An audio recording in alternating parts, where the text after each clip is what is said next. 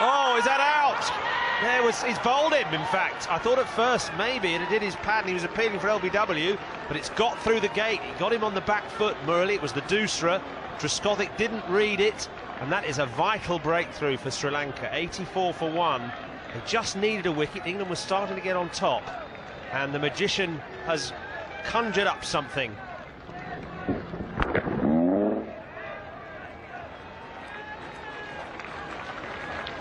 Trescothick gone for 31. England 84 for 1. Oh, that's a very that is out. A confident shout goes the way of Sri Lanka. Now, at first I thought there were two noises, and the call was for a bat pad catch on the offside. LBW is the other option, and confirmation has come through now. That is LBW. The Dusra from Murali, not the first time that Alistair Cook has been undone by it as he props half forward.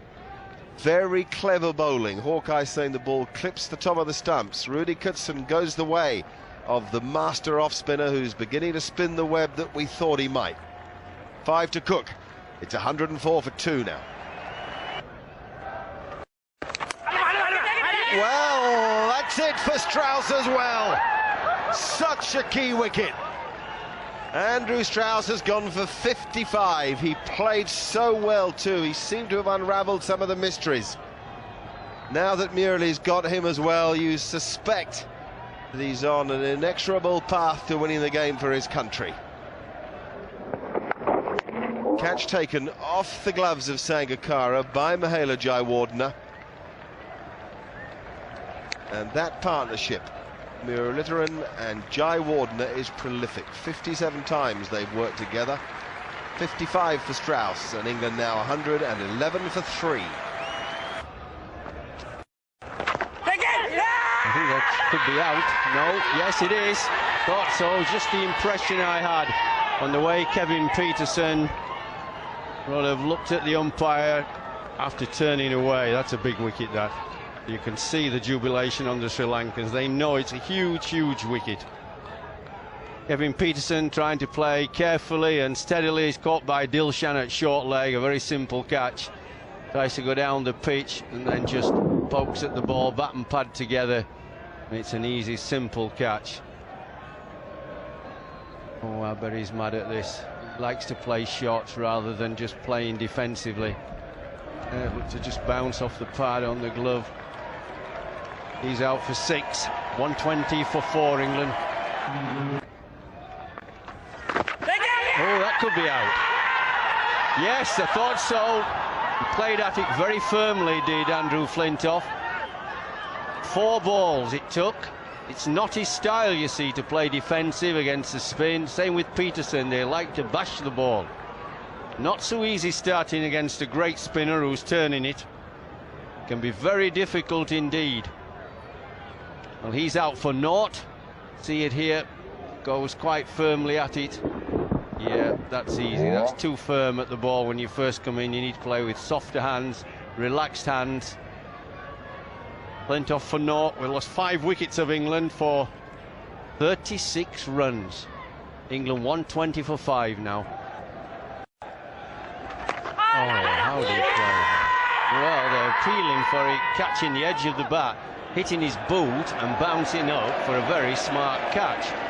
Now, I'm not sure whether that hit the floor or hit the boot. I know it hit the boot, but did it hit the floor first? So now the umpires have got to get together and decide whether or not they're going to ask the third umpire for a view. That's exactly what they'll do. Into his boot it goes. But is that ground and boot or just boot? I think he'll give him out. I think, can't believe how unlucky he is. Watch how, look how low it keeps on him. He manages to get some bat on it, onto the toe. It jumps up, guy dives forward one-handed. I mean, that's as unlucky as I really think you could be. And the amount the ball spun, kept low and spun. And he's managed to play it, which is to his credit, but onto his boot. Peter Hartley is the third umpire. Here it comes.